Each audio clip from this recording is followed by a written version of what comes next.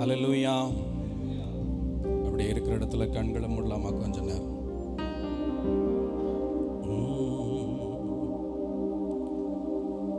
ஆளுகை செய்யும் ஆவியானவரே,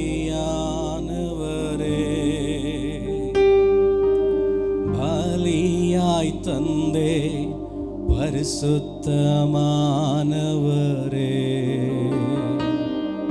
ஜபமா எல்லாம் சின்சியரா கண்ண மூடி இந்த ஆளுகையை, உங்க ஆளுகையை விரும்புகிறோம். இந்த கூடுகையில் உங்க ஆளுகையை விரும்புகிறோம். எந்த மாம்சத்தின் தாட் ப்ராசஸ் அல்ல, எந்த மாம்சத்தின் பேச்சு அல்ல. ஆவியானவரே உங்க ஆளுகையை விரும்புகிறோம்.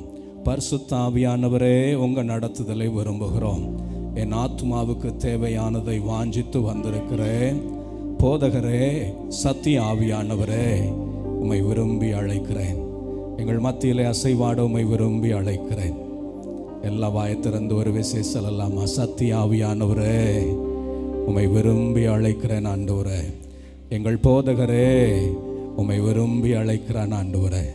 கை உயர்த்தி சொல்றீங்களா?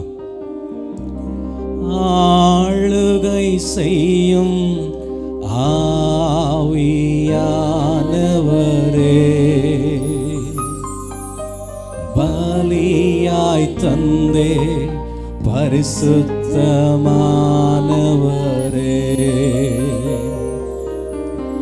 ஆளுகை செய்யும்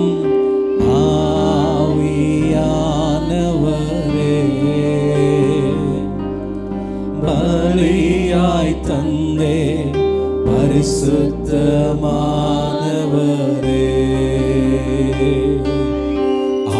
ஆவியானவரே,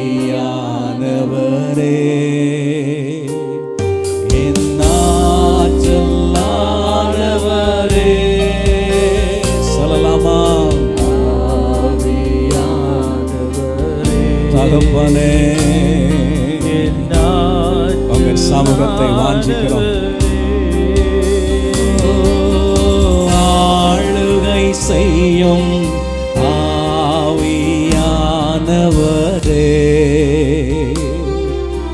பலியாய் தந்தே பரிசுத்தமானவரே,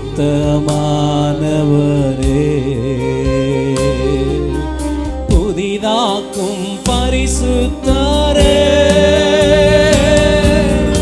ஒரு படைப்பாய் மாற்றுமையா. கேளுங்க, புதிதாக்கும் பரிசுத்தரே,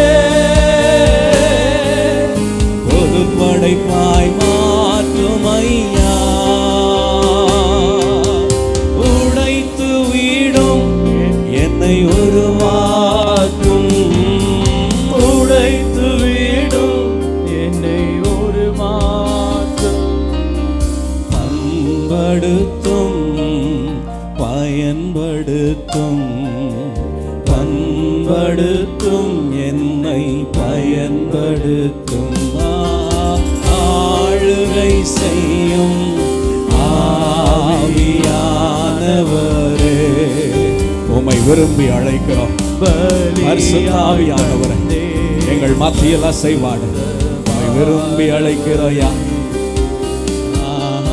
ஆளுகை செய்யும் ஆவியானவரே, பலியாய் தந்தே பரிசுத்தமானவரே.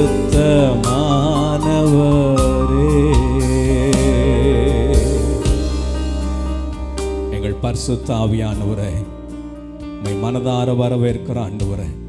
இந்த மாலை கூடுகையில் நீர் மாத்திரம் எங்களோடு இடைபடுங்க. உம்முடைய வார்த்தை மாத்திரம் எங்களுக்குள்ளே செயல்படுவதாக. சத்தியத்தை போதிக்கிற எங்கள் ஆவியானவரே, எங்கள் போதகரே, உம்மை விரும்பி அழைக்கிறோம் ஆண்டவரே. எங்களோடு கூட இடைபட உம்மை விரும்பி அழைக்கிறோம். எல்லா மாம்சத்தின் சொல், செயல், சிந்தை இயேசு கிறிஸ்துவின் நாமத்தில் ஒழிக்கப்படுவதாக. என் கர்த்தர் மாத்திரம் எழுந்தருளுங்க. உங்கள் நாமம் மாத்திரம் மகிமையடையட்டும். இயேசு கிறிஸ்துவின் நாமத்தில் பிதாவே, ஆமென்.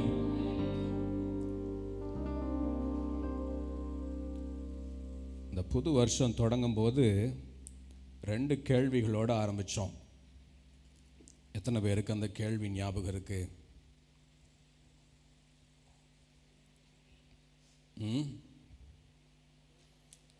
சத்தமாக தான் சொல்லுங்களேன்.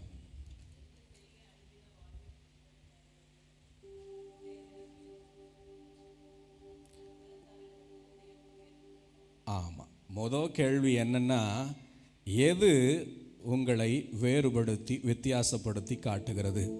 உங்களுக்கும் உலகத்துக்கும் இடையில எது உங்களை வேறுபடுத்தி வித்தியாசப்படுத்தி காட்டுகிறது அப்படின்னு தியானிக்க ஆரம்பித்தோம். இது முதல் கேள்வி. ரெண்டாவது கேள்வி, அனுதின வாழ்க்கையில் எது உங்களை தீட்டுப்படுத்தக்கூடும்? இதைத்தான் முதல் வாரத்தில் தியானித்தோம். 2 கேள்வி இந்த புது வருஷத்தில் நமக்குள்ளே கேட்கலாம் அப்படின்னு ஒரு பிரைன் ஸ்டார்மிங் செஷன் மாதிரி எடுத்தோம். அவங்கவுங்களோட யோசனைகளை சொன்னீங்க. உங்களை சுற்றி இருக்கிறவரிடத்திலிருந்து வேறுபடுத்துகிறது? எது உங்களை சுற்றி இருக்கிற உற்றார், உங்கள் பக்கத்து வீட்டுக்காரங்க, உங்கள் அலுவலக நண்பர்கள், இவர்களிடத்திலிருந்து உங்களை வித்தியாசப்படுத்தி காட்டுகிறதுன்ற கேள்வியில் ஆரம்பித்து தானியேலை தியானித்தோம். தானியேலின் ஜெபம் அவரை அடையாளப்படுத்தியதுன்னு தியானித்தோம். இந்த முதல் வாரம் ரொம்ப ரஷ் பண்ணி 2 பாயிண்ட்டையும் சொன்னோம். ஏன்னா அன்றைக்கி கம்யூனியன் இருந்தது. அதனால் போன வாரம் ரொம்ப டீட்டெயிலாக அந்த முதல் குறிப்பை நிதானமாய் தியானித்தோம். ஜெபம் என் அடையாளமாய் மாறட்டும்னு தியானித்தோம். ஜெபத்துக்கு ஏராளமான பார்வை, ஏராளமான அதிகாரம் உண்டுன்னு பார்த்தோம். அதை சிநேகித வட்டத்துக்குள்ளே என்னை இழுத்து போகும். பரலோகத்தில் ஞாபகமாக ஜென்டில் ரிமைண்டராக ஆண்டவரோட டேபிளில் கொர்நேலியுவுக்கு சொல்லப்பட்டது போல உன் ஜெபம் தான தர்மம் நினைப்பூட்டி கொண்டே இருக்கிறது. என் ஜெபம் ஆண்டவரை நினைப்பூட்டும். நான் ஜெபத்தில் ஆண்டவருக்கு தெரியப்படுத்துகிறேன். பரலோகத்தில் ஒரு பெரிய சத்தம் நான் ஜெபிக்க ஆரம்பித்தவொன்னே ஒளிபரப்பாகும்னு நான் நம்புகிறேன். அப்படித்தான் எக்ஸாகரேட் பண்ணிக்கிறேன். என் ஜெபம் பரலோகத்தில் தெரிவிக்கப்படுகிறது அப்படின்னு. அவர் உடனே செவி கொடுக்கிறார். என் ஜெபம் நினைப்பூட்டுதலாய் பதிவு செய்யப்படுகிறது. சிநேகித வட்டத்துக்குள்ளே என்ன கொண்டு போகுது. ஏசு சொன்னார், எவ்வளவு பெரிய பலவானாக இருந்தாலும் உன் ஜெபத்துக்கு அவன் கட்டுப்படுவான். இவ்வகை பிசாசுகள் உன் ஜெபத்திற்கு பயந்து ஓடும். என் ஜெபம் மேலான அதிகாரம் உள்ளதுன்னு தியானித்து அதன் மறுபகுதியை போன வாரம் தியானித்தோம். ஜெபிச்ச உடனே எங்கே பார்த்தாலும் ரோஜா பூவாக வாழ்க்கையில் மலர்ந்து அப்படியே ஜாலியாக ஜிம்கானாவாக வாழ்க்கை இருக்கும்னு நினச்சிட்டா அது முட்டாள்தனம். ஏன்னா தானியேலின் வாழ்க்கையில் ஜெபிக்க ஆரம்பித்த உடனே கெபிகள் வந்ததுன்னு தியானித்தோம். ஜெபித்தால் கெபிகள் வருகிறது நியாயம்தான். ஜெபித்தால் கெபிகள் வரும். வேற ஒரு சம்பவத்தை தியானித்தோம். ஜெபித்தால்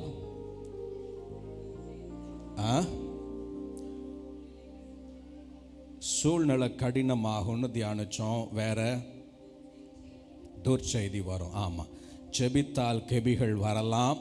ஜெபித்தால் சூழ்நிலைகள் ரொம்ப வஸ்ட்டாக போகலாம். ஏன்னா அந்த யோவான் 11:6 வாஸ்தவம், அவன் வியாதியாக இருக்கிறதாக கேள்விப்பட்டு தாம் இருந்த இடத்துல மேலும் 2 நாள் சேர்த்து தங்கிட்டார். லாசரின் வாழ்க்கையில் சூழ்நிலை இன்னும் ஒஸ்ட்டாக போகும். ஆண்டவரை தேடி கூப்பிட்டு அனுப்புனாங்க சொந்தக்காரங்க மரியாளும் மார்த்தாலும். அவரோ இன்னும் 2 நாள் தங்கி இருந்து வந்தார். சூழ்நிலைகள் இன்னும் மோசமாக போகும். ஜெபித்தால் கெபிகள் வரலாம். ஜெபித்தால் சூழ்நிலைகள் மாறலாம். ஜெபித்தால் துர்ச்செய்தி வரலாம். அந்த யவீரு வீட்டுக்கு போகிற ஸ்டோரியை பார்த்தோம். மகள் மரித்து போனாள். போகிற வழியிலேயே ஆண்டவரை தேடி போகிற வழியிலேயே மகள் மரித்தாள்னு செய்தி வந்தது. துர்ச்செய்தி வரலாம். ஆனால் முடிவு அங்கே இல்லை அப்படின்னு பார்த்தோம். ஜெபிக்கிறவனுக்கு கெபிகள் வருகிறது நியாயம்தான். ஜெபிக்கிறவனுக்கு துர்ச்செய்தி வருகிறது நியாயம்தான். ஜெபிக்கிறவனுக்கு சூழ்நிலைகள் கடினமாவது இயல்பு தான். ஆனால் அங்கு முடிவு இல்லை. The breakthrough is yet to come. ஒரு பெரிய மாறுதலுக்கான பாதை அது அப்படின்னு பார்த்தோம். ஏன்னா இந்த எல்லா சம்பவத்தின் முடிவிலும் ஒரு பெரிய ஜெயத்தையும் ஒரு பெரிய வெற்றியையும் காண முடிந்தது. நாம் நம்புகிறது அவராலே மாத்திரம் வரும். பரத்திலிருந்தே பலன் வருகிறது. ஆமென், ஹல்லேலூயா. ஸோ ஜெபம் என் அடையாளமாய் மாறட்டும். ஏன் இந்த புது வருஷத்தில் ஜெபம் ஒரு கமிட்மெண்ட்டாய் மாறக்கூடாது? தானியேலை போல 3 வேளை ஜெபிக்கிறவனா தாவீதை போல 3 வேளை ஜெபிக்கிறவனா ஏன் நானும் என் வாழ்க்கையில் 3 வேளை ஜெபத்தை ஒரு தீர்மானமாக இந்த புது வருஷத்தில் ஆரம்பிக்க கூடாதுன்ற முதல் கேள்வியில் ஆரம்பித்தோம். 2வது கேள்வி, எது உங்களை தீட்டுப்படுத்தக்கூடும்? அனுதின வாழ்க்கையில் எது உங்களை தீட்டுப்படுத்தக்கூடும்னு ரொம்ப குயிக்காக அன்னைக்கு தியானித்தோம். அதையே கொஞ்சம் விலாவரியா இன்று தியானிக்க போகிறோம். இந்த முதல் மாதத்தில் ஒரு நல்ல ஆயத்தத்தோடு ஆண்டவர் வார்த்தையை மீதி மாதங்களில் கேட்கறது நல்லதுன்னு எனக்கு தோணுது. 3வது ஒரு குறிப்பு வச்சிருக்கிறேன், அதை அடுத்த வாரம் பார்க்கலாம். 2வது குறிப்பு, 2வது கேள்வி, எல்லாம் அந்த கேள்வியை சொல்லுங்க பார்க்கலாம். எது 2வது கேள்வி? சத்தமாக தான் சொல்லுங்களேன். உங்கள் அனுதின வாழ்க்கையில் எது உங்களை தீட்டுப்படுத்தக்கூடும்? வெவ்வேறு ஆன்சர்ஸ் வந்துச்சு. அன்னைக்கு உங்கள் கையிலெல்லாம் பேப்பர் கொடுத்து எழுத வச்சோம். வெவ்வேறு ஆன்சர்ஸ் வந்துச்சு. அதெல்லாம் வச்சுட்டு இன்னைக்கு கொஞ்சம் தியானிக்க போகிறோம். எது ஒரு மனிதனை தீட்டுப்படுத்தும்? தானியேலின் வாழ்க்கையில் இந்த சம்பவம், தானியேல் தான் இன்னைக்கு இந்த வாசம் முழுதும் நமக்கு. தானியேலின் ஜெபம் அடையாளமாய் மாறட்டும். இப்போ 2வது குறிப்பும் தானியேல் தான். வாசிக்கலாமா? தானியேல் 1ஆம் அதிகாரம் 8ஆம் வசனத்தை வாசிங்க. தானியேல் 1:8.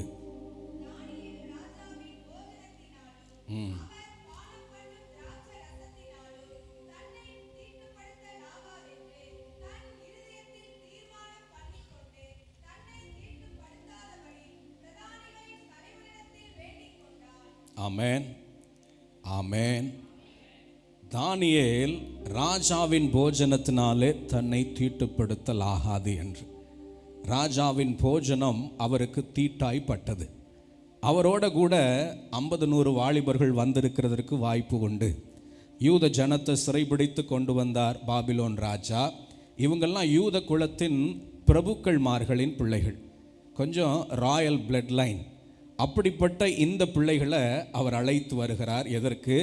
அரண்மனையில் எடுபடி வேலை பார்க்குறதுக்கு. அரண்மனை வேலைக்காய் இவர்களை பிடிச்சிட்டு வர்றார். வந்து இவங்களை கொஞ்சம் எஜுகேட் பண்ணி, இவங்களை கொஞ்சம் ட்ரெயின் பண்ணி அரண்மனையில் வேலைக்கு வச்சுக்கலான்ற யோசனை. ஆனால் வந்து பார்த்தா தானியேலுக்கும் அவன் நண்பர்களுக்கும் அந்த உணவு பெரிய தீட்டாய்ப்படுகிறது. கூட வந்து 50 பேருக்கும் 100 பேருக்கும் அது தீட்டாப்படலை. அவங்கெல்லாம் யூஸ் பண்ண ஆரம்பிச்சிட்டாங்க, சாப்பிட ஆரம்பிச்சிட்டாங்க, பழக ஆரம்பிச்சிட்டாங்க. ஆனால் இவர்களுக்கு மாத்திரம் அது தீட்டாய்ப்படுகிறது. ஏன் இவர்களுக்கு மாத்திரம் தீட்டாய்ப்பட்டது? ஏன் அந்த உணவை பார்த்த உடனே அதை தீட்டுன்னு இவர் புரிஞ்சு கொள்ளுகிறார்.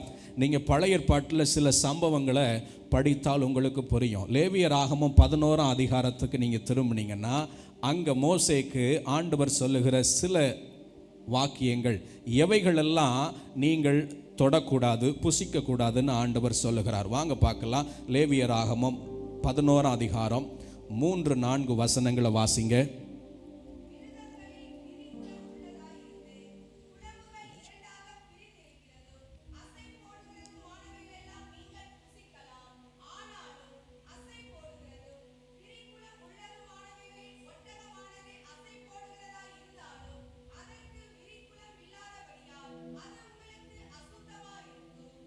இந்த அதிகாரத்தை நீங்கள் வீட்டில் போய் டைம் இருக்கும்போது ஃபுல்லாக படிங்க. நான் ஃபுல்லாக சொல்ல வரல, இது நியாயப்பிரமாணத்தை போதிக்கிற நேரமும் அல்ல.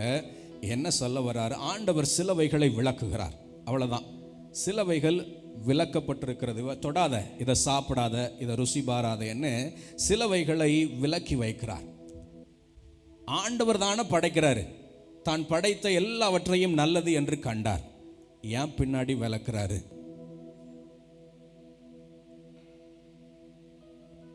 சொல்லுங்களேன். ஆண்டவர் தானே படைச்சாரு, தான் படைச்ச எல்லாத்தையும் நல்லது என்று தானே கண்டாரு. ஏன் பின்னாடி விளக்குறாரு? இதை கீழ்ப்படிதல், தட்ஸ் ஆன்சர். ஆண்டவர் தான் ஏதேன் தோட்டத்தை படைத்தார், எல்லா மரங்களையும் நட்டார், நல்லது என்று கண்டு ஓய்ந்திருந்தார். அங்கே நன்மை தீமை அறிகிற மரமும் இருந்தது, ஜீவ விருட்சமும் இருந்தது. எல்லாம் நல்லது என்று கண்டார். த நேச்சர் ஆஃப் காட், ஆண்டவரின் இயல்பு தன் ஜனம் தனக்கு கீழ்ப்படுகிறதை தன் கண்கூடாய் பார்த்து மகிழ வேண்டும் என்கிற ஏக்கம் உள்ள தகப்பன். ஒரு ஆமேன் சொல்லுங்க. என் பிள்ளைகள் என் சத்தத்துக்கும் என் வார்த்தைக்கும் கீழ்ப்படுகிறதில் ஒரு மகிழ்ச்சி அவருக்கு உண்டு. அவரை மகிழ்விக்க விரும்பினால் கீழ்ப்படிந்து பழகுங்க. ஆமென். அப்படித்தான் அங்கே ஏதேன் தோட்டத்தில் ஃபஸ்ட்டு ட்ரைனிங் கொடுக்குறாரு. எல்லாம் நல்லது, எல்லாம் நல்லதாய் படைத்தேன், ஆனால் ஒரு கீழ்ப்படிதலை இதோட ஃபிட் பண்ணி வச்சுருக்கிறேன். இந்த கீழ்ப்படிதலை மாத்திரம் என்னை மகிழ்விக்கிறதற்காய் செய்து பழகுன்னு சொன்ன மாதிரி இங்கேயும் எல்லா விலங்குகளையும் அவர் தான் உண்டாக்கி அதில் ஒரு கீழ்ப்படிதலை அட்டாச் பண்ணுறாரு. இவைகளை தொடாது. ஐயா, அதுவும் வெஜிடேரியன் தானே, அதுவும் இலைதழைகளை தான் சாப்பிடுது, அது ஒன்றும் அசிங்கத்தை சாப்பிட்றதில்ல, இலைதழைகளை தான் சாப்பிடுது. இது என்ன காம்பினேஷன்? விரிகுழம்பு இருந்தால் அதை சாப்பிடு, ஆனால் விரிகுழம்பும் அசை போடணும் அதை சாப்பிடு, அசை போடலைன்னா அதை விட்டுரு, விரிகுழம்பு இல்லைன்னா அதை விட்டுரு. இது ஒரே கன்ஃபியூஷனாக இருக்குது. அதுதான் கீழ்ப்படிதல். ஆண்டவர் படைத்தது நல்லது, அனைத்தும் நல்லது, ஆனால் வித் கீழ்ப்படிதலோடு ஆண்டவர் நமக்கு சில சுதந்திரங்களை தருகிறார். கீழ்ப்படுகிறதை கண்டு மகிழுகிறார். தகப்பனை மகிழ்விக்கிறது என் கீழ்ப்படிதல். ஆமேன், ஆமேன். அப்படித்தான் அன்னைக்கு நியாயப்பிரமாண புஸ்தகம் கைகளிலே கொடுக்கப்பட்டது. கீழ்ப்படிதலை உணர்த்த வேண்டும் என்று அவைகள் கொடுக்கப்பட்டது. ஆண்டவர் சிலவைகளை விலக்கி இருக்கிறார். தானியேலின் பார்வையெல்லாம் இப்படி தான் இருந்திருக்கும் நான் நினைக்கிறேன். இவையெல்லாம் ஆண்டவரால் விளக்கப்பட்டவைகள். எனக்கு சொல்லிக் கொடுத்த எங்கள் ஆசிரியர் இப்படித்தான் சொல்லிக் கொடுத்தாரு. மோசையின் நியாயப்பிரமாணம் இதைத்தான் சொல்லுது. இதெல்லாம் விளக்கப்பட்டது. இதெல்லாம் தொடவே கூடாது, யூதர்களுக்கு இவைகள் ஆகாது. அதே 11 அதிகாரம் கடைசி பகுதிக்கு வாங்க. 44, 45 வாசிங்க.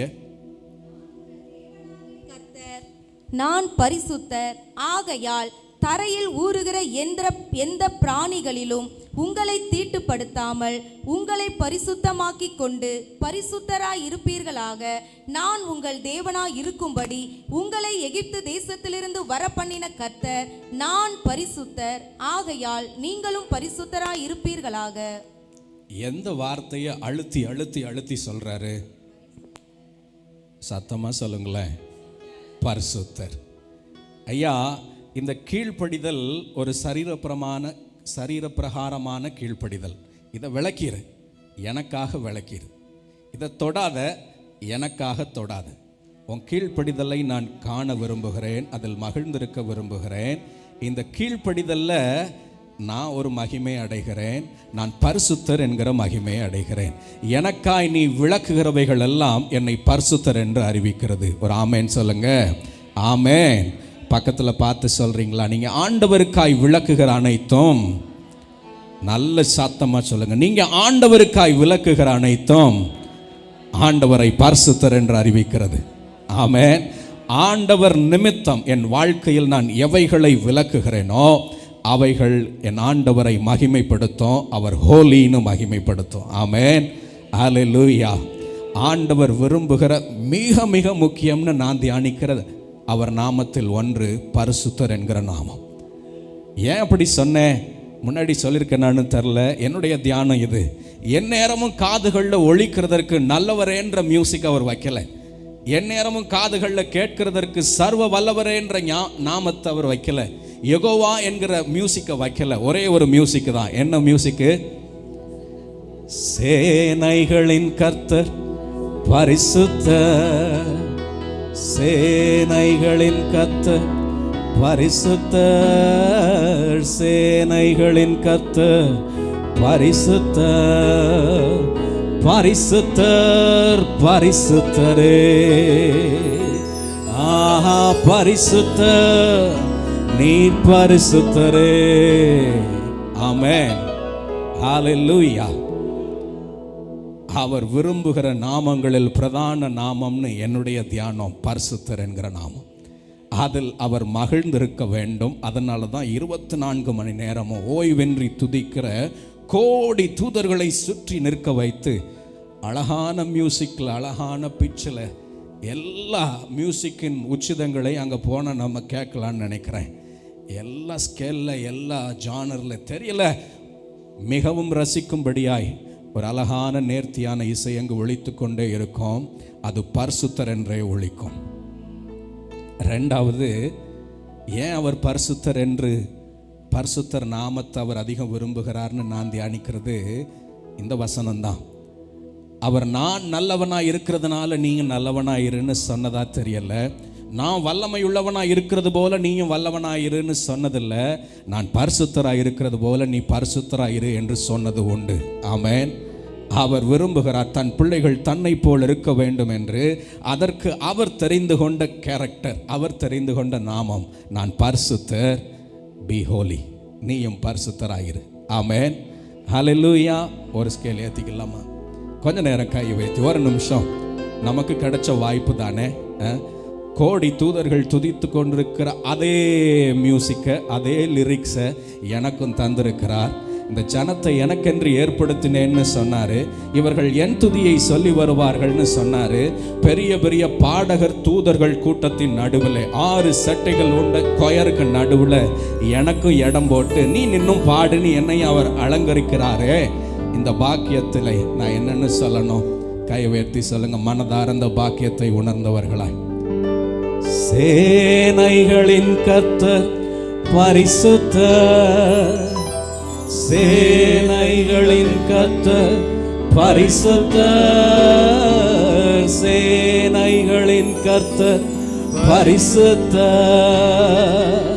பரிசுத்தர் பரிசுத்தரே, பரிசுத்தர் நீர் பரிசுத்தரே. நல்ல கரந்தட்டி பரிசுத்தரே. ஆமென். அவர் பரிசுத்தர். இந்த லேவியராகமம் 11 அதிகாரம் மனசுல பதியட்டும். அவர் விளக்குன்னு சொன்னதை விளக்குனா அவர் பரிசுத்தர் என்று நான் அறிவிக்கிறேன். ஆமென். ஹல்லேலூயா. இப்போ இந்த சிந்தையோட திரும்ப அந்த கடைசி 44 45 வாசிங்க பார்க்கலாம். 11 44 45. நான் உங்கள் தேவனாகிய கர்த்தர், நான் உங்கள் தேவனாகிய கர்த்தர், நான் பரிசுத்தர், நான் பரிசுத்தர், ஆகையால் தரையில் ஊறுகிற எந்த பிராணிகளிலும் உங்களை தீட்டுப்படுத்தாமல் உங்களை பரிசுத்தமாக்கிக் கொண்டு பரிசுத்தராய் இருப்பீர்களாக நான் உங்கள் தேவனாய் இருக்கும்படி உங்களை எகிப்து தேசத்திலிருந்து வரப்பண்ணின கர்த்தர் நான் பரிசுத்தர், ஆகையால் நீங்களும் பரிசுத்தராய் இருப்பீர்களாக. ஆமென். ஹல்லேலூயா. அவர் விளக்குன்னு சொன்னதை விளக்கினதுனால அவர் பரிசுத்தர் என்று அறிவிக்கிறேன்னு தானியேல் அறிந்திருந்தார். தானியேலின் சிந்தை அந்த உணவை விளக்குறது ஒரு சரீர பிரமாணமாய், சரீர பிரகாரமாய் விளக்குகிறதாய் காணப்பட்டிருக்க வாய்ப்பு இல்லை. ஏன்னா அவருக்கு போதிக்கப்பட்ட நியாய பிரமாணம் இதை விளக்கு. ஏன்னா நீ பரிசுத்த கூட்டம், அவரை பரிசுத்தர் என்று உன் வாழ்க்கையில் அறிக்கை பண்ண வேண்டிய கூட்டம், இதை நீ விளக்கி பழகு, அவரை பரிசுத்தர் என்று அறிவித்து பழகுன்னு அவருக்கு சொல்லி கொடுத்திருக்க வேண்டும். ரெண்டாவது மற்றொரு சம்பவத்துக்கு வாங்க. என்னாகமம் 25:2-3 வாசிங்க. என்னாகமம் 25:2-3. அவர்கள் தங்கள் தேவர்களுக்கு இட்ட பலிகளை விருந்து பண்ணும்படி ஜனங்களை அழைத்தார்கள். ஜனங்கள் போய் புசித்து அவர்கள் தேவர்களை பணிந்து கொண்டார்கள். இப்படி இஸ்ரவேலர் பாகால் பெயோரை பற்றி கொண்டார்கள்.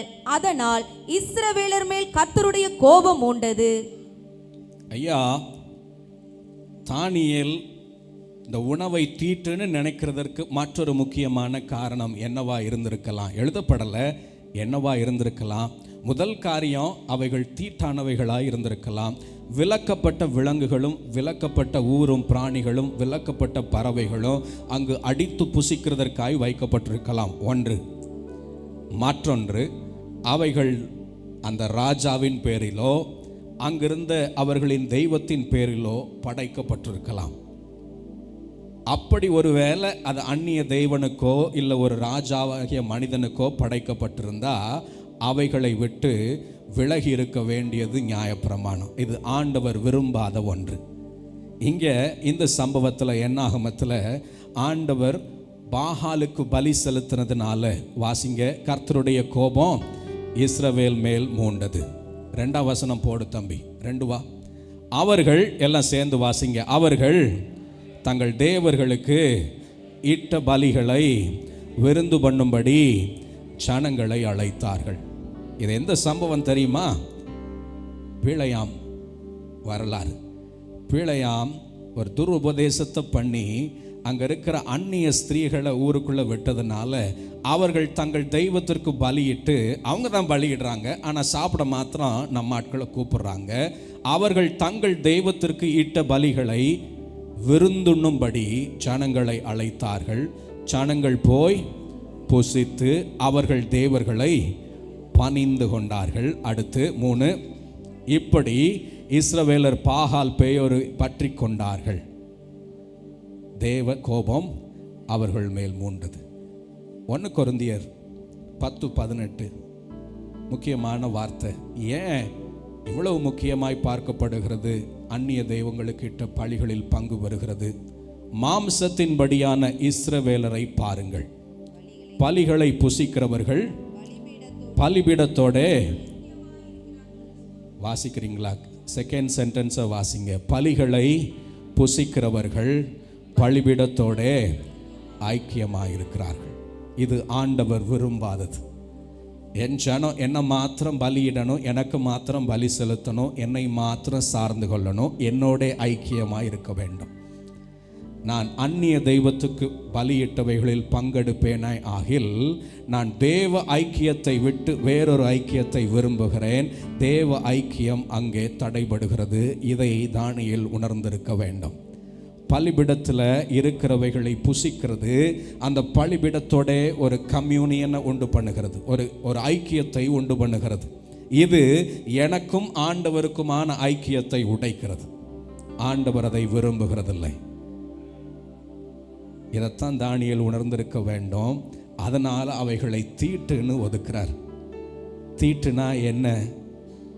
தானியேலின் வாழ்க்கையில் நீங்களும் நானும் கற்றுக்கொள்ள வேண்டிய தீட்டுனா என்ன? முதல்ல சொல்லுங்க, முதல்ல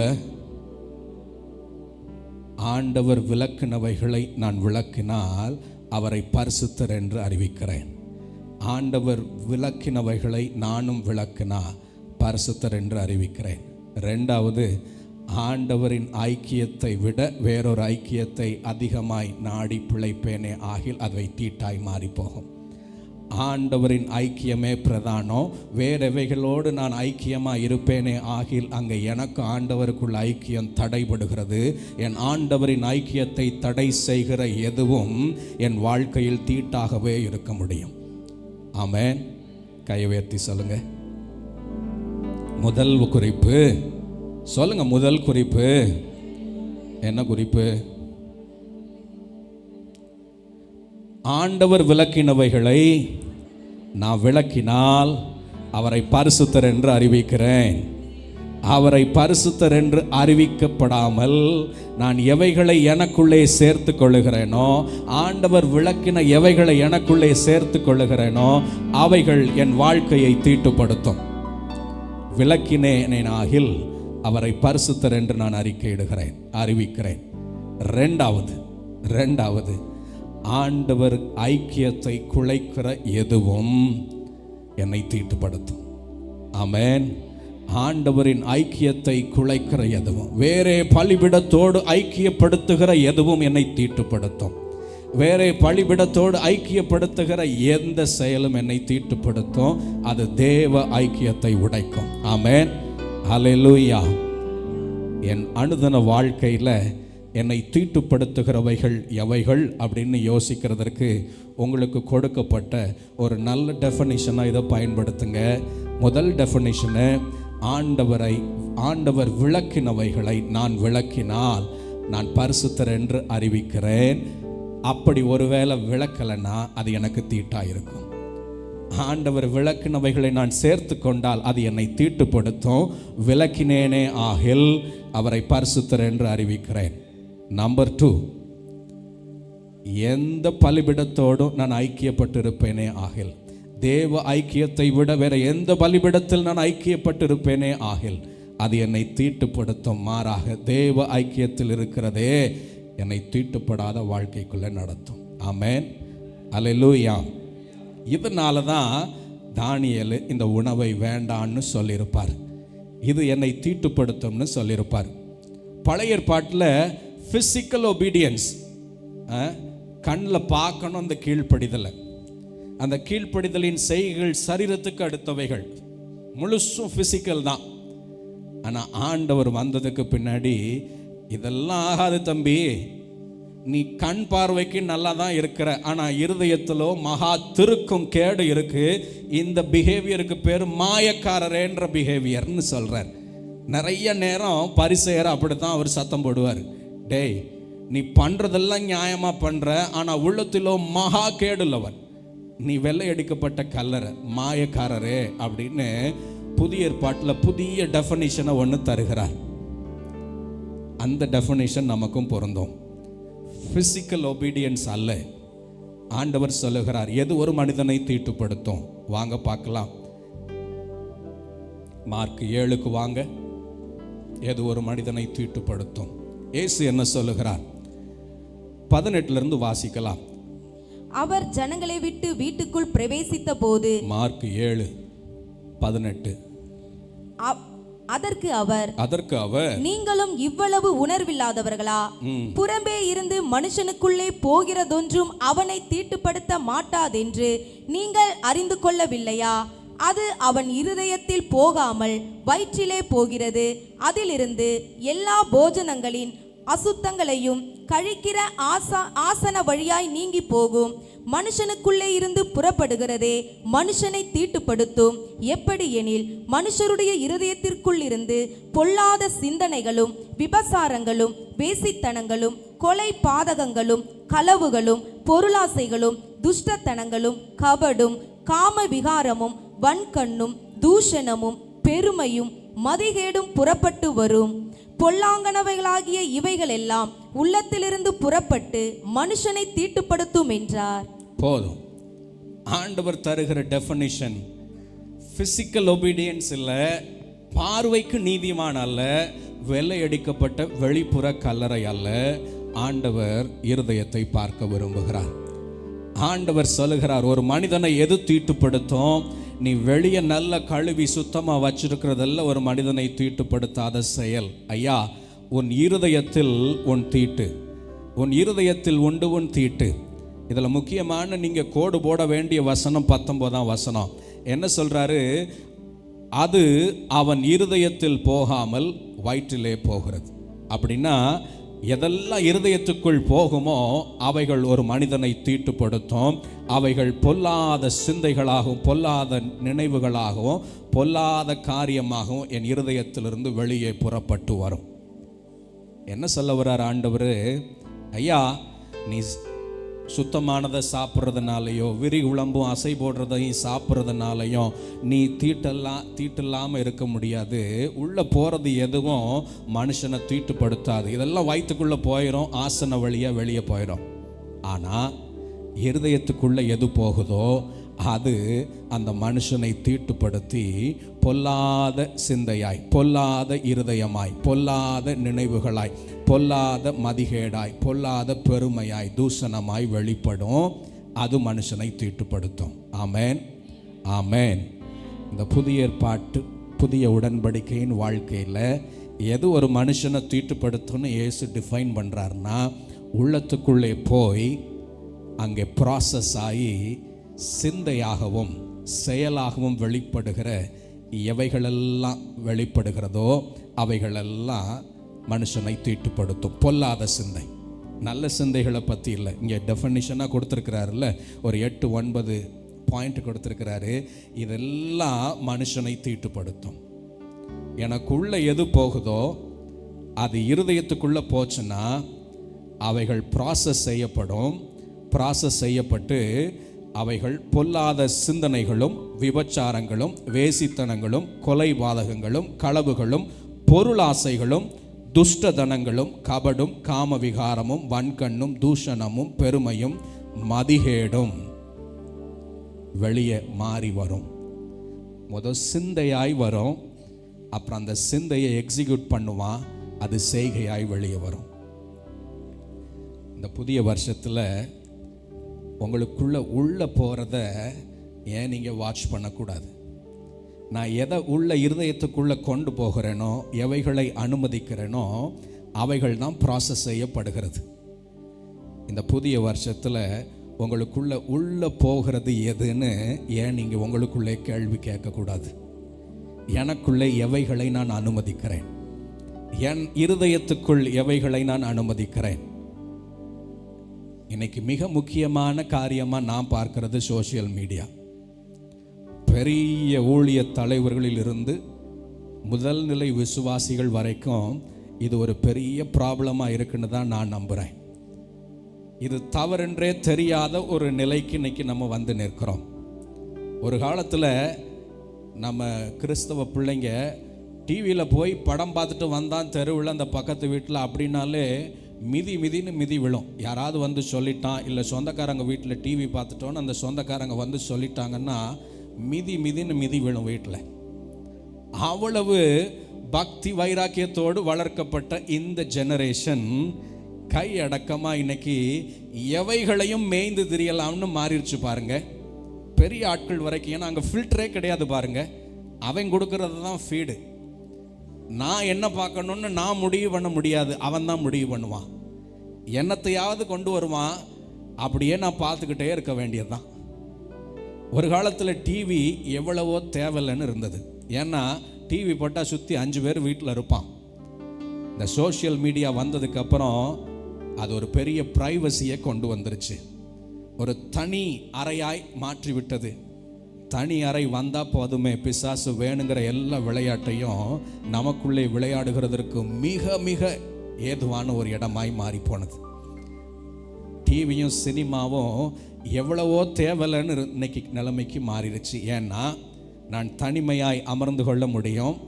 நான் பார்ப்பதையும் கேட்பதையும் வேறு ஆள்களுக்கு யாருக்கும் சொல்ல வேண்டியதில்லை. ஏன்னா காதில் மாட்டிக்க முடியும், இல்லை வால்யூமை குறைச்சி வச்சுக்கலாம், இல்லை எப்படியாவது ப்ரைவசியை எனக்குள்ளே கொண்டு வந்துட முடியும். அப்படி ஒரு சூழ்நிலையை தந்திரக்காரன் கொண்டு வந்து விட்டுட்டான். இதில் நான் முடிவு பண்ணுறது இல்லை என்ன பார்க்கணுன்னு, அவன் முடிவு பண்ணுறான். இவை அனைத்தும் என் இருதயத்தில் விதைக்கப்படுகிறது என்கிற சிந்தை எனக்குள்ளே மேலோங்கட்டும். இவை அனைத்தும் என் இருதயத்துக்குள் விதைக்கப்படுகிறது. என்னவா விதைக்கப்படுகிறது? அவன் என்ன உங்களை வளர்த்து ஆளாக்கி பெரிய ஆளாக்கணும்னு நினைக்கிற ஆளா என்ன? அவன் தந்திரக்காரன். உங்களை எப்படி வழுவி போக பண்ண முடியுமோ அவை எல்லாவற்றையும் மெல்ல மெல்ல மெல்ல மெல்ல விதைத்து கொண்டே இருப்பான். மெல்ல மெல்ல மெல்ல என் ஸ்பாவம் மாறுகிறதை நான் அறியாதவனாய் ஒரு நாள் வந்து நிற்பேன். இந்த ஸ்பாவமெல்லாம் எனக்குள்ள எப்படி வந்தது? ஒரு காலத்தை விலகி ஓடினேன், இன்னைக்கு துணிகரமாய் அவைகளை பயன்படுத்துகிறேன். அந்த நிர்விசாரம் எனக்குள்ள மேலோங்கிருச்சே. முன்னாடி எல்லாம் ரொம்ப தூரத்தில் நின்று பார்ப்பேன், விலகி விலகி ஓடுவேன். இன்னைக்கு விலகி ஓடுகிற ஸ்பாவமே இல்லாமல் மழுங்கி போக பண்ணிட்டான். அவன் வெற்றி பெற்று கொண்டு இருக்கிறான். இந்த சோஷியல் மீடியா என் இருதயத்துக்குள்ளே ஏராளமான விதைகளை விதைத்து கொண்டிருக்கிறது. அவை ஒன்றும் நல்ல விதைகள் அல்ல. ஏன்னா அவன் என்னை வளர்த்து ஆளாக்கணும்னு நினைக்கிற நல்ல தகப்பனுக்குரியவன் அல்ல. எவனை விழுங்கலாமோ என்று வகை தேடி சுற்றி திரிகிறவன். அவைகள் எனக்கு விரிக்கப்படுகிற வலைகளாய் இருக்கிறது. கவனமாயிருங்க. ஏன் இந்த புது வருஷத்தில் 0 சோஷியல் மீடியான்னு ஒரு முடிவு எடுக்கக்கூடாது? அப்படித்தான் இருந்த ஒரு 10 வருஷத்துக்கு முன்னாடி. அப்போ எல்லாம் நமக்கு என்டர்டைன்மெண்ட் இருந்துச்சு தானே. இன்னைக்கு ஏன் இதுதான் என்டர்டைன்மெண்ட்டுன்னு புது டெஃபனிஷனாக மாறி நிற்குது? இது இல்லாமல் ஏன் நம்மளால் டெய்லி லைஃப்பை கிராஸ் பண்ண முடியலை? இது எப்படி எனக்கு அனுதின அவசியமாய் மாறி போனது? கம்யூனிகேஷனுக்கு தாராளமாக வச்சுக்கலாம். எங்கள் ஆஃபீஸில் எல்லாம் வாட்ஸ்அப் மிக முக்கியம். அன்னன்னைக்கு நடக்கிற நிகழ்வுகள் மாறி மாறி வந்துக்கிட்டே இருக்கும். அதை பார்த்து நாங்கள் ரியாக்ட் பண்ணிக்கிட்டே இருக்கணும். மெயில்ஸையோ இல்லை எஸ்ஏபியையோ ஏதாவது ஒன்று வேலை பார்த்துக்கிட்டே இருக்கணும். எமர்ஜென்சி எல்லாம் வாட்ஸ்அப்பில் தான் குயிக்காக குரூப்பாக க்ரியேட் பண்ணி வந்துக்கிட்டே இருக்கும். கம்யூனிகேஷனுக்கு தாராளமாக பயன்படுத்தலாம். ஆனால் இன்றைக்கி அட்லீஸ்ட் ஒரு 2 மணி நேரமாவது என்னால் அதை செலவழித்தாதான் அந்த நேரத்தையே அந்த நாளையே நான் அனுபவித்ததாய் தோன்றுகிற அளவுக்கு அவன் கொண்டு வந்து விட்டான். பார்க்கிற ஒன்றும் நான் முடிவு பண்ணி பார்க்கறதில்ல, அவன் முடிவு பண்ணதை பார்க்க வைக்கிறான். ஏன் இந்த புது வருஷத்தில் சோஷியல் மீடியா 0 சோஷியல் மீடியான்ற முடிவுக்கு வரக்கூடாது? என் தேவைக்கு போவேன், 2 பாட்டு பழைய பாட்டு கற்றுக்கணும்னா போட்டு விட்டு கேட்பேன். கம்யூனிகேஷனுக்கு வாட்ஸ்அப்பை பயன்படுத்துவேன். அப்படி இல்லாட்டினா அதுக்கு எனக்கும் 0 ரிலேஷன்ஷிப்னு ஏன் ஒரு புதிய ஒரு முடிவு, ஒரு புதிய ஒரு அனுபவத்துக்குள்ளே நான் ஏன் தானியேலை போல விலக்கி வைக்கக்கூடாது? தானியேலை போல சுற்றி இருந்த 50 பேருக்கு அவைகள் தீட்டாய்ப்படலை, ஆனால் தானியேலுக்கு தீட்டாய்ப்பட்டது. ஏன்னா அதன் ஆழத்தை அறிந்திருந்தான். இன்னைக்கு நீங்கள் அதன் ஆழத்தை அறிந்திருக்கிறீர்கள். அவைகள் விதைக்கப்படுகிறது உங்கள் இருதயத்தில். ஏன் 0 சோஷியல் மீடியான்னு நானும் விலக்கி வைக்கக்கூடாது? பக்கத்தில் பார்த்து கேளுங்களேன், ஏன் சோஷியல் மீடியாவை நான் விலக்கி வைக்கக்கூடாது? கண்ணானது சரீரத்தின் விளக்கு. இங்கேருந்து தான் எல்லாம் உள்ளே போகும். இது பிரைட்டாக இருந்துச்சுன்னா, இதில் டஸ்ட் இல்லாட்டினா, இதில் கரை திரை இல்லாட்டினா என் முழு சரீரமும் பிரைட்டாக இருக்கும். இது தீட்டுப்பட்டதாய் கரைப்பட்டதாய் இருந்தால் என் முழு சரீரமும் இருளாய் இருக்கும். என் இருளான ஸ்தலத்துக்குள் ஆண்டவர் வாசம் பண்ணுகிறதில்லை. ஆமென், ஹல்லேலூயா. எது உன் கண்களுக்கு அனுமதிக்கப்படுதோ அவைகள் உன் இருதயத்துக்குள்ளும் அனுமதிக்கப்படுகிறது என்கிற ஒரு லாஜிக்கை, ஒரு சத்தியத்தை உணர்ந்து கொள்ளுங்க. உங்கள் கண்கள் எவைகளை அனுமதிக்கிறதோ அவைகளெல்லாம் உங்கள் இருதயத்துக்குள்ளும் விதைக்கப்படுகிறது என்கிறதை அறிந்து கொள்ளுங்க. ரொம்ப ரொம்ப அவசியம். இந்த சோஷியல் மீடியா உங்களை ப்ரைவசிக்குள்ளே, தனிநபர் உலகத்துக்குள்ளே கொண்டு போகிறது. இந்த சோஷியல் மீடியா ஊரில் உள்ள மொத்த குப்பையும் எடுத்து உங்கள் நடு வீட்டில் ஹாலில் வந்து கொட்டுங்கன்னு நீங்கள் கதவை திறந்து, காலையில் கார்பரேஷன்லேருந்து குப்பை அள்ளிட்டு போகிறாங்கல்ல, அவங்கள கூப்பிட்டு எங்கே போய் கொட்ட போகிறீங்க?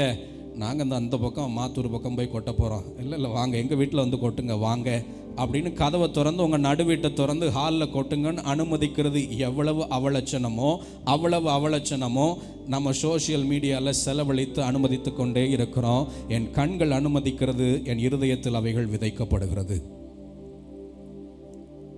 தானியேலை போல என்னை தீட்டுப்படுத்தலாகாது என்கிறதை நானும் உணர்ந்து கொண்டேனே ஆகல். அங்கே இச்சைகள் மாத்திரம் இல்லை. ஏன்னா ரொம்ப பேருக்கு அப்படி ஒரு யோசனை, இதில் என்ன இருக்குது, இதில் என்ன இச்சை இருக்குது? ஆண்டவர் சொன்னதில் இச்சை மாத்திரம் இல்லை. திரும்ப ஒருக்கா வாசிங்க லூக்காவில். ஆண்டவர் இச்சையை மாத்திரமா சொல்லுகிறாரு.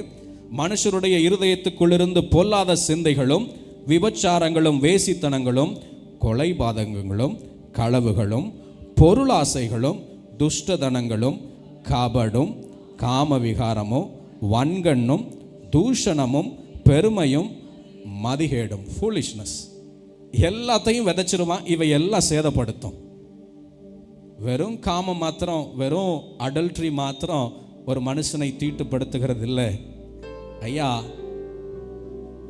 அந்த 1 யோவானில் சொல்லப்பட்டதை உங்களுக்கு ஞாபகப்படுத்துகிறேன். கண்களின் இச்சை, மாம்சத்தின் இச்சை, இது ரெண்டும் அடல்ட்ரியை மாத்திரம், வேசித்தனத்தையும் விபச்சாரத்தையும் மாத்திரம் சொல்லுகிறது அல்ல. இந்த மாம்சம் லக்ஸரி லைஃப் ஸ்டைலில் விரும்புச்சுன்னா அதுதான் மாம்சத்தின் இச்சை.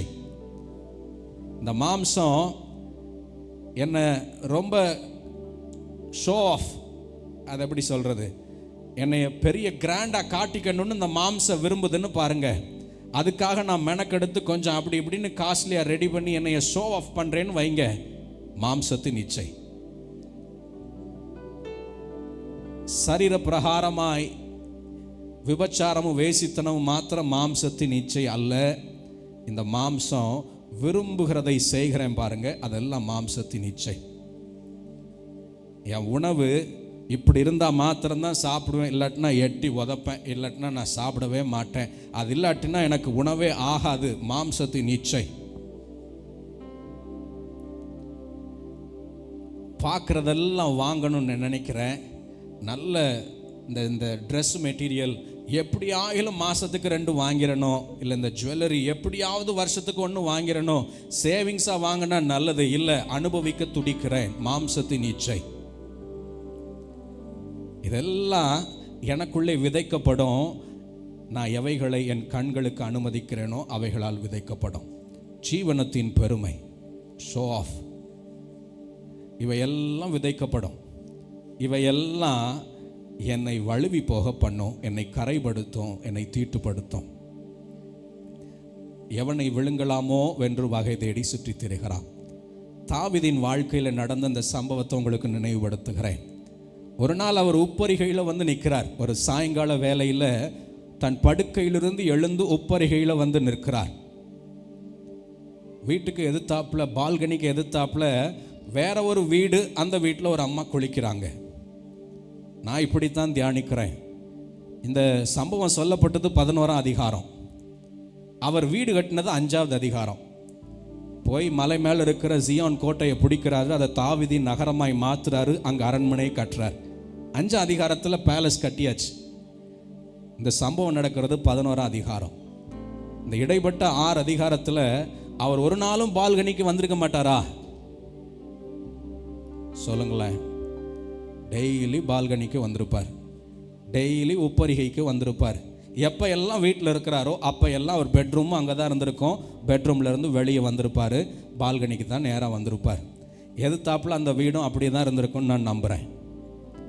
ஆனால் அன்னைக்கு பாருங்க, அவனை எவனை விழுங்கலாமோ என்று வகை தேடி சுற்றி திரிகிறவன் அன்னைக்கு இந்த காட்சியை கண் முன்னே கொண்டு வந்து அவனை வழுவி போக பண்ணினான். அவன் டெய்லி இந்த சம்பவத்தை பார்த்து விலகி போய் இன்னைக்கு மட்டும்தான் விழுந்தானா தெரியல. ஆனால் அன்னைக்கு அனுதினம் ரொம்ப ப்ராக்டிக்கலாக நடந்துக்கிட்டு இருந்த ஒரு விஷயம் ஒரு நாள் என் கழுத்தை இறுக்கி சுருக்கி போடும். நல்ல கவனமாக புரிஞ்சுக்கங்க. இயல்பாய் தோன்றுகிற, ரொட்டீனாக பண்ணுகிற, இதில் என்ன இருக்குன்னு இயல்பாக இருக்கிற ஒரு விஷயம் ஒரு நாள் என் கழுத்தை இறுக்கி பிடிக்கும். அப்படித்தான் ஒரு உன்னத தேவ மனுஷனாகிய தாவீதின் கழுத்தையும் இறுக்கி பிடித்தது. அவரை போல ஆண்டவருக்கு பயந்து, அவரை போல தேவ திட்டத்தை செயல்படுத்தி, அவரை போல தேவனையும் தேவாலயத்தையும் நேசித்த மனுஷன் இல்லை. நம்மெல்லாம் மகா ஓஸ்ட்டு. ஆனால் அந்த தேவ மனிதனும் ஒரு நாள் வீழ்த்தப்படுகிறான் என்கிறத மறந்துடாதீங்க. அதே இடத்துல தான் பால்கனி, அதே இடத்துல தான் ஆப்போசிட்டில் இருக்கிற வீடு. ஆனால் அன்றைக்கு அது அவன் கழுத்துக்கு சுருக்காய் மாறியது. அவனை விழப்பண்ணினார்கள். வாசிக்கலாமா? வரீங்களா? சாமுவேல் புஸ்தகம் எடுங்க, 11ஆம் அதிகாரம் வாங்க. 2 சாமுவேல் 11:2 வாசிக்கிறேன். ஒரு நாள் சாயங்காலத்தில் தாவீது தன் படுக்கையிலிருந்து எழுந்து அரண்மனை உப்பரிகையின் மேல் உலாத்தி கொண்டிருக்கும் போது ஸ்நானம் பண்ணுகிற ஒரு ஸ்திரீயை உப்பரிகையின் மேலிருந்து கண்டான். அந்த ஸ்திரீ வெகு சௌந்தரியம் உள்ளவளாய் இருந்தாள். நம்ம பார்க்க வைக்கிறான். ரொட்டீனாக பார்த்தது தான். அந்த பால்கனி அவருக்கு புதுசு இல்லை, எழுத்த வீடும் அவருக்கு புதுசு இல்லை.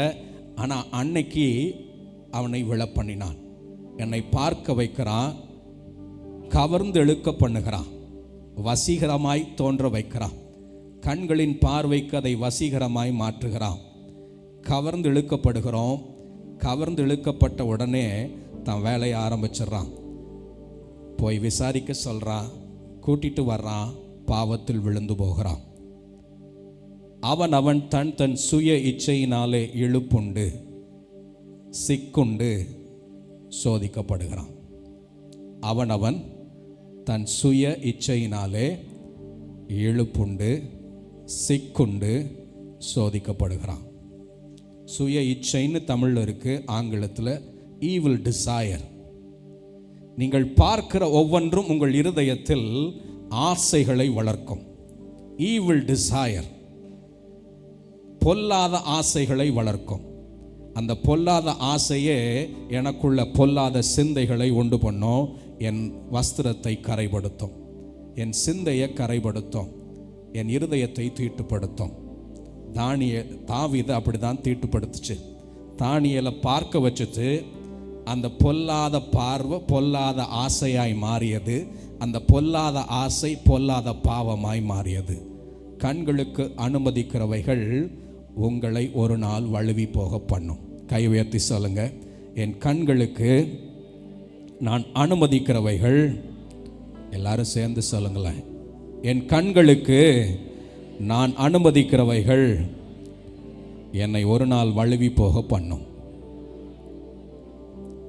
யோசேப்பை கவனிச்சு பாருங்க. யோசேப்பை போர்த்திபாரின் மனைவி வசனம் சொல்லுது, நித்தம் அவனை டிஸ்டர்ப் பண்ணான். நித்தம் பொழுதன்னைக்கும் வம்படியா வம்படியா வம்படியா நித்தம் வந்து டிஸ்டர்ப் பண்ணுறா. ஆனால் இவனோ வம்படியா வம்படியா வம்படியா நித்தம் விலகி விலகி ஓடிக்கொண்டே இருக்கிறான். இதுதான் நம்ம சாயலாக இருக்கணும். நித்தம் என்னை தொந்தரவு பண்ணாலும் நித்தம் விலகி ஓடுகிற சுபாவம் என்னை தீட்டுப்படுத்தாமல் காத்துக்கொள்ளும். ஆமென், அல்லேலூயா. வாசிங்க பார்க்கலாம். ஆதியாகமத்துக்கு வாங்க.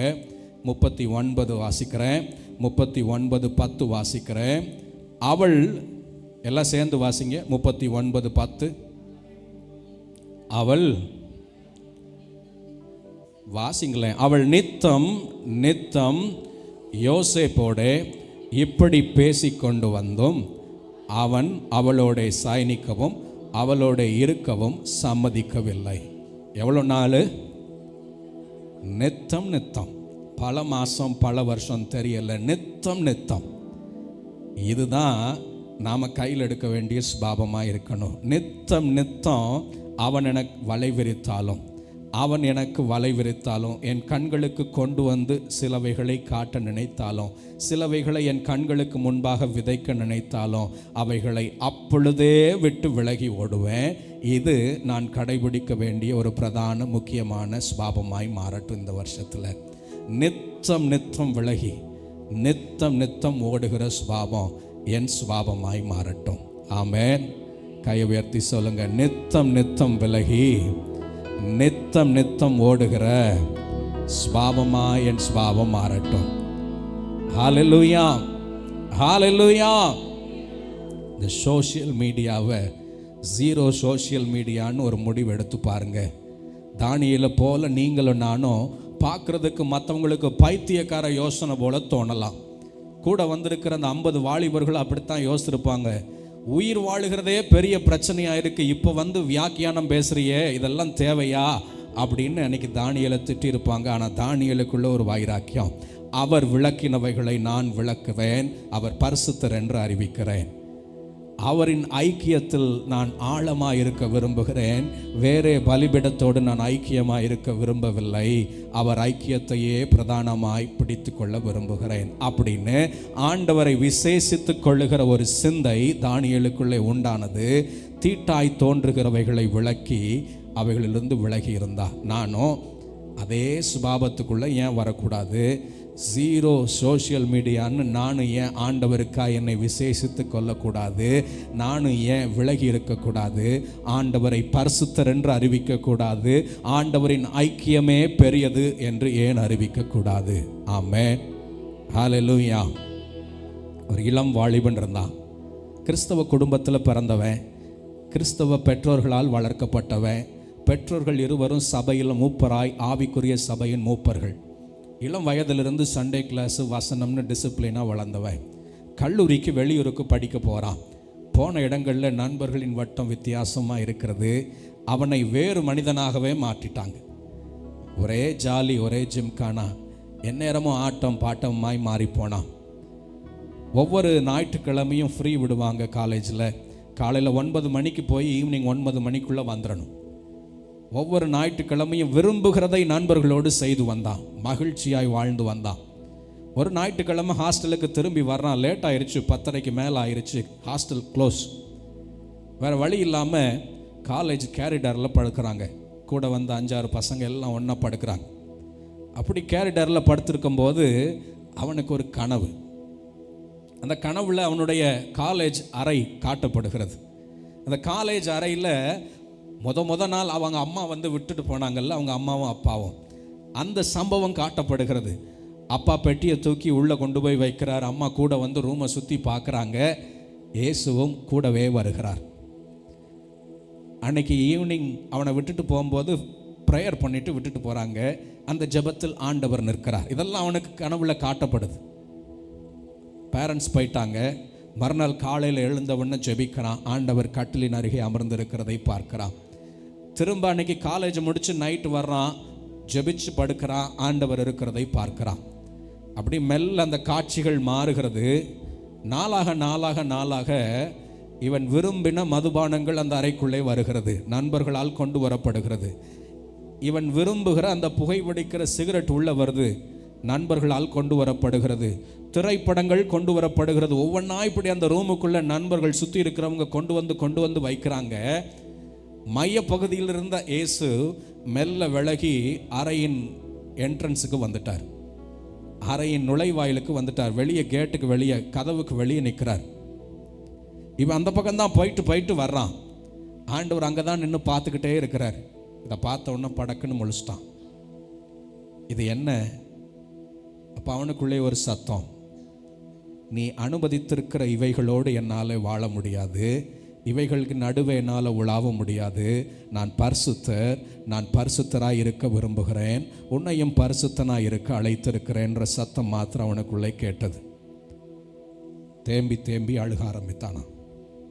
நான் எப்படி வளர்ந்தேன், நான் எப்படி வளர்க்கப்பட்டேன், இன்னைக்கு இப்படி மாறி நிற்கிறேன்னு. என் இல்லத்துக்கு சொந்தக்காரரை வெளியே நிற்க வைத்து யாரையோ உள்ளே கொண்டு வந்து வச்சு அவரை வெளியே நின்று கதவை தட்ட வச்சிருக்கிறேன்னு அவனுக்குள்ள ஒரு பெரிய உணர்வு. அப்படியே ஆண்டவரிடத்தில் மனம் திரும்பி மீண்டும் அன்பாய் ஆண்டவரை சேர்த்து கொண்டானாம். இன்னைக்கு உங்கள் இருதயத்தில் யாரெல்லாம் இருக்காங்கன்னு எனக்கு தெரியல. நீங்கள் தான் உங்கள் வீட்டுக்கு ஓனர். உங்கள் வீட்டுக்குள்ளே ஆண்டவர் குறிப்பிடுகிற இந்த பொல்லாத சிந்தைகள் ஒருவேளை அதிகமாய் வளர்ந்திருக்குமே ஆனால், பொறாமையாய், எரிச்சலாய், கோபமாய், கசப்பாய், பொருளாசையாய், தூஷணமாய், கபடாய், விபச்சாரமாய், வேசித்தனமாய், எவைகளையெல்லாம் உங்கள் அறை வீட்டில் அனுமதித்து இருக்கிறீர்களோ அவைகள் ஒன்றும் ஆண்டவரை அங்கே தங்குகிறதற்கு அனுமதிக்கிறதில்லை என்கிறதை உணர்ந்து கொள்ளுங்க. இவைகள் உள்ளே வர வர வர ஆண்டவர் வெளியே செல்கிறார் என்கிறதை உணர்ந்து கொள்ளுங்க. இது ஒரு நாளும் ஆண்டவர் தங்கி இருக்கிற ஸ்தலமா இருக்க முடியாதுன்னு அறிந்து கொள்ளுங்க. நீங்கள் எவைகளை அனுமதிக்கிறீர்களோ அவைகள் இருதயத்துக்குள் போகிறது, அவைகள் என் ஆண்டவரை வெளியே அனுப்புகிறது என்கிறதை அறிந்து கொள்ளுங்க. நீங்களும் நானும் இந்த பூமியிலே உண்டாக்கப்பட்டது தேவ ஆலயமாய், தேவன் தங்கியிருக்கும் ஆலயமாய். இது ஒரு பெரிய பாக்கியமுள்ள ஒரு ஜீவியம். ஆண்டவர் போய் எங்கேயோ பிறந்த எனக்குள்ளே தங்கியிருக்கிறேன் என்று சொல்லி விரும்பி வந்திருக்கிறாரே, இதை விட ஒரு பெரிய பாக்கியம் அந்த பூமியில் வேற என்ன உண்டு? நான் எவ்வளவு கோடிகள் சம்பாதித்தாலும் எனக்குள்ளே கிறிஸ்து இருக்கிறார் என்கிற சந்தோஷம், அந்த அத்தனை கோடிகளையும் குப்பையாய் என்னை எண்ண வைக்கிற சிந்தை இருக்கு பாருங்க, அதுதான் எனக்குள்ளே இருக்கிற பெரிய சிந்தையாக இருக்கணும், உங்களுக்குள்ளே இருக்கிற பெரிய சிந்தையாக இருக்கணும். இந்த கிறிஸ்துவை எனக்குள் வைக்காம வேற எதை நான் வைக்கிறேன், இந்த ஜீவியத்தில் கிறிஸ்துவை விட வேற எதை நான் பெருசாக கையில் எடுக்கிறேன், வேற எதை எனக்குள்ளே அனுமதிக்கிறேன்னு ஒரு விஷயம் நீங்கள் யோசித்து பார்க்கிறது நல்லது. இந்த 2024 நான் ஏன் தானியேலை போல என் ஆண்டவரை எனக்காய் விசேஷித்து கொள்ளக்கூடாது? ஏன் என் கண்களுக்கு ஒரு உடன்படிக்கை செய்து கொள்ளக்கூடாது? ஏன் 0 சோசியல் மீடியான்னு நான் முடிவெடுக்கக்கூடாது? ஏன் என் இருதயத்துக்குள்ள கண்டவைகளையும் விதைத்து அவைகள் ஒரு நாள் என் கழுத்தை இருக்கிறதற்கு நான் எனக்குள்ளே விதைத்து கிறிஸ்துவை ஏன் வெளியே வைக்கணும்? என் கிறிஸ்துவை அல்லவோ நான் உள்ள சேர்க்கணும். கை உயர்த்தி சொல்றீங்களா? எந்தன் உள்ளம் தங்கும் இயேசு நாயகா,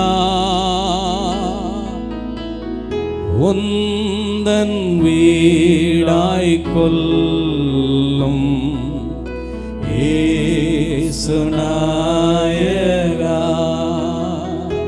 ஐயா, ராகமா இல்ல, ஒரு சிந்தையோட இதுவரைக்கும் ஒருவேளை நான் தேவையில்லாத ஏராளமான சிந்தைகளை எனக்குள்ளே விதைத்திருக்கிறேன், ஏராளமான பொல்லாத காரியங்களை எனக்குள்ளே அனுமதித்திருக்கிறேன். இந்த சோசியல் மீடியா நல்லவைகளை அல்ல, பொல்லாதவைகளையே எனக்குள் விதைக்கிறது, என்னை தேடி வந்து எனக்குள்ளே விதைக்கிறது. இவைகளால் நான் எவ்வளவு கரைபற்றிருக்கிறேன்னு எனக்கு தெரியல. ஆனால் ஒரு முடிவெடுக்கிறேன், என் இயேசு வாழும் இருதயமாய் என் இருதயம் மாறட்டும், என் இயேசு வாழும் இடமாய் என் இடம் மாறட்டும், என் இயேசு எனக்குள்ளே தங்கி இருக்கிறதை பிரதானமாய் விரும்புகிறேன்னு உங்க விருப்பத்தை பரலோகத்துக்கு தெரிவிக்கிற நல்ல நேரம் இது. அவரை பார்த்து சொல்லுங்க, இது உண்மைதான், என் ஆண்டவர் எனக்குள்ளே தங்கி இருப்பதே நான் பிரதானமாய் வாஞ்சிக்கிறேன்னு அந்த அன்பின் வார்த்தைகள் அவரிடத்துல சொல்லுங்க. அவரே பலன் தருகிறார். ஒரு ஜெபமாய் இந்த வார்த்தைகள் அமையட்டும். எந்தன் உள்ளம் தங்கும் இயேசு நாயகா, உந்தன் வீடாய்க் கொள்ளும் இயேசு நாயகா, இயேசு நாயகா, என் இயேசு நாயகா, உந்தன் வீடாய்க் கொள்ளும் இயேசு நாயகா. சொல்றீங்களா? உந்தன் வீடாய்க் கொள்ளும் இயேசு நாயகா.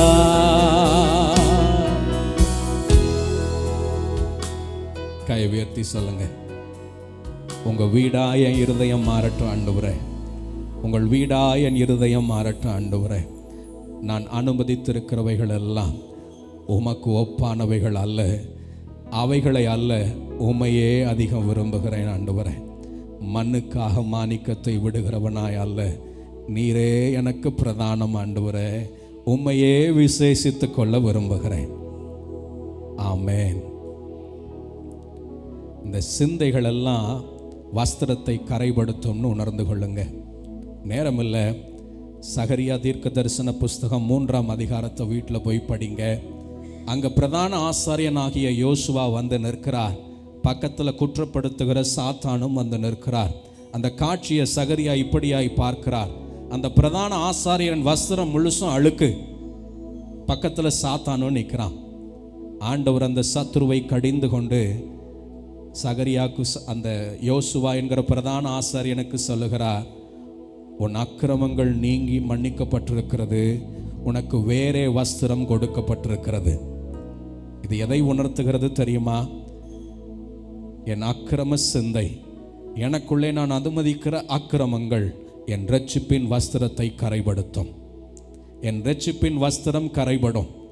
ஒரு நாள் நான் கல்யாண வீட்டிலே அனுமதிக்கப்படுவேன். அந்த கல்யாண வீட்டின் சொந்தக்காரர் வந்து பார்ப்பார். என் வஸ்திரம் அந்த கல்யாண வீட்டுக்கு தகுதி உள்ளவைகளா இல்லையான்னு பார்ப்பார். நல்லார் பொல்லாராகிய உங்களை என்னை அந்த கல்யாண வீட்டுக்குள் அனுமதித்திருக்கிறார். நல்லாரும் பொல்லாரும் உள்ள இருப்போம். அந்த எஜமானர் வருவார், வீட்டின் எஜமானர் வந்து கல்யாண வஸ்திரத்தை பார்ப்பார். அந்த கல்யாண வஸ்திரம் கரைபட்டதாய் அழுக்காய் தகுதி இல்லாததாய் இருந்தா வேலைக்காரர்களை கூப்பிட்டு சொல்லுவார், இவனை அழுகையும் பற்கடிப்பும் உள்ள இடத்துல போடுங்க, இவன் கல்யாண விருந்துக்கு பாத்திரவான் அல்ல. ஐயா, உங்கள் சிந்தை, உங்களுக்குள்ளே நீங்கள் அனுமதிக்கிறவைகள் நீங்கள் அறிந்திருக்கிறீர்களோ இல்லையோ, உங்கள் வஸ்திரத்தை கரைபடுத்தி கொண்டே இருக்கிறது. கிறிஸ்துவுக்காய் வேறு பிரிக்கப்பட்டவன் என்று சொல்ல விரும்பினால் அவைகளை தடுத்து நிறுத்துவது எனது கடமை. என் கண்களில் நான் ஒரு ஃபில்டர் அப்ளை பண்ண வேண்டியது அவசியம். என் கண்ணோடு ஒரு உடன்படிக்கை பண்ணிக்கொள்ள வேண்டியது அவசியம். என் கண் என் சரீரத்தின் விளக்காய் நான் பாதுகாத்து கொள்ள வேண்டியது அவசியம். இந்த பொல்லாத சிந்தைகள் என் இருதயத்துக்குள் போய்விட்டு எனக்குள்ளே இருந்து அவைகள் கற்பந்தரித்து எனக்குள்ளே அவைகள் பாவத்தை பிறப்பிக்க முன்னே நான் என் வஸ்திரத்தை கழுவி பரிசுத்தப்படுத்திக் கொள்வது அவசியம். இந்த பொல்லாத சிந்தைகள் என் வஸ்திரத்தை கரைபடுத்தும். இந்த பொல்லாத சிந்தைகள் கரைபடுத்தின வஸ்திரத்தோடு என்னை கல்யாண வீட்டுக்குள் அனுமதிக்காது. அந்த சபைக்கு சொல்றாரு பாருங்க, சர்தை சபைக்கு வாசிங்க. சர்தை சபைக்கு சொன்னதை வாசித்து முடிக்கலாம். 3ஆம் அதிகாரம் 1ஆம் வசனம் வாசிக்கிறேன். சர்தை சபையின் தூதனுக்கு நீ எழுத வேண்டியது என்னவெனில், எல்லாம் வாசிங்க. 3:1, 7 ஆவிகளும் 7 நட்சத்திரங்களையும் உடையவர் சொல்லுகிறார், உன் கிரியைகளை அறிந்திருக்கிறேன். நீ உயிருள்ளவன் என்று பெயர் பெற்றவனாயிருந்தும் செத்தவனாயிருக்கிறாய். நீ விழித்து கொண்டு சாகிறதற்கு ஏதுவுள்ளவைகளாய் இருக்கவைகள் உன் கிரியைகள் தேவனுக்கு முன்பாக போட எனக்கு கண்ணு தெரியல. நீ விழித்து கொண்டு சாகிறதற்கு ஏதுவா இருக்கிறவைகளை ஸ்திரப்படுத்து. உன் கிரியைகள் தேவனுக்கு முன்பு நிறைவுள்ளவைகளாக நான் காணவில்லை. 4ஆம் வசனம் வாசித்து முடிக்கலாம். ஆனாலும் தங்கள் வஸ்திரங்களை அசுசிப்படுத்தாத சில பேர் சர்தையிலும் உண்டு. அவர்கள் பாத்திரவான்களானபடியால் வெண் வஸ்திரம் தரித்து என்னோட கூட நடப்பார்கள். வஸ்திரங்களை பரிசுத்தமாய் பாதுகாத்து கொள்ளுகிறது பரலோக பார்வையில் அவசியம். என் வஸ்திரம் ஒரு நாள் பார்க்கப்படும். கல்யாண விருந்துக்கு ஏதுவான வஸ்திரமாயின் பார்க்கப்படும். சபையின் அடையாளம் ஒரு பரிசுத்த வெண் வஸ்திரம் பரலோகத்தில் கொடுக்கப்படும். என் வஸ்திரத்தை கரைபடுத்தாதிருக்கிற என் சுபாவம் மிக மேலானது. ஐயா, நீங்கள் எவைகளை உங்கள் கண்களுக்குள் அனுமதிக்கிறீர்களோ அவைகள் உங்கள் இருதயத்திற்குள் போகும். முதல் சத்தியம், நான் அவைகளை என் கண்களோடு ஒரு உடன்படிக்கையாய், என் கண்களை காத்து கொள்ளுகிற சிந்தையாய் அவைகளை நான் தடுப்பது ஆண்டவருக்காய் நான் என்னை தீட்டுப்படுத்தாதபடிக்கு என்னை விலக்கி கொள்ளுகிறதாய் இருக்கும். அப்படி நான் விலக்கி கொண்டால் தானியேல் செய்த அதே காரியத்தின்படி ஆண்டவர் விளக்கினவைகளை நானும் விளக்குகிறேன், அவரை பரிசுத்தர் என்று அறிவிக்கிறேன். ஆண்டவர் விரும்பாதவைகளை நானும் ஐக்கியப்படுகிறதில்லை, நான் தேவனோடு மாத்திரமே ஐக்கியப்பட்டிருக்கிறேன். இப்படி தானியேல் தன்னை ஆண்டவருக்காய் விசேஷித்து கொண்டபடினால அந்த வசனம், அந்த அதிகாரம் 1 அதிகாரம் கடைசி பகுதி இப்படியாய் முடிகிறது. 17 வாசிக்கிறேன். இந்த 4 வாலிபர்கள், தானியேல் 1:17, இந்த 4 வாலிபரும் தேவன் சகல ஞானத்திலும் அறிவையும் சாமர்த்தியத்தையும் கொடுத்தார்.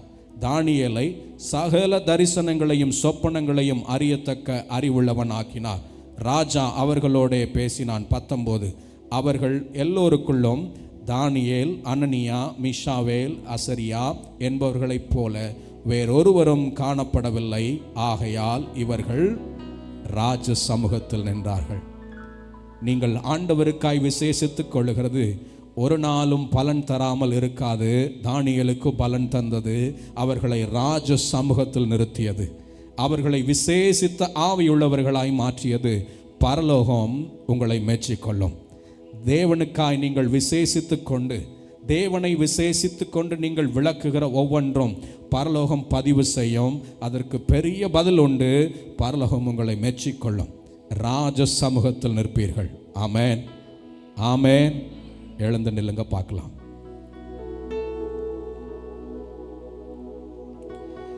எந்தன் உள்ளம் தங்கும் இயேசு நாயகா, உந்தன் வீடாய் கொள்ளும் இயேசு நாயகா. சொல்றீங்களா? எந்தன் உள்ளம் தங்கும் இயேசு நாயகா, உந்தன் வீடாய் கொள்ளும் இயேசு நாயகா. கை உயர்த்தி இயேசு நாயகா, இயேசு நாயகா, உந்தன் வீடாய் கொள்ளும் இயேசு நாயகா. அவரை விரும்பி கேளுங்க, பார்க்கலாம். எனக்குள்ளே தங்கி இருக்கிறவரே, உமக்கான வீடா என்னை மாற்றும் ஆண்டவரே, உமக்கான வீடா என்னை மாற்றும். பொல்லாத சிந்தைகளினாலே நிறைந்தவனாய் அல்ல, பொல்லாத நினைவுகளினாலே நிறைந்தவனாய் அல்ல, என் இருதயத்தின் நினைவுகளினாலே என் வீட்டை அசுசிப்படுத்துகிறவனாய் அல்ல, என் இரட்சிப்பின் வஸ்திரத்தை அசுசிப்படுத்துகிறவனாய் அல்ல, கிறிஸ்துவின் சிந்தையை தரித்து கொள்ள விரும்புகிறேன். எனக்குள்ளே தங்கிறோம் ஆண்டவரே, எனக்குள்ளே தங்குகிறோம், உம்மையே விரும்புகிறேன். உம்முடைய நாமம் மகிமைப்படட்டும் ஆண்டவரே. இயேசு கிறிஸ்துவின் நாமத்தில் பிதாவே, ஆமென்.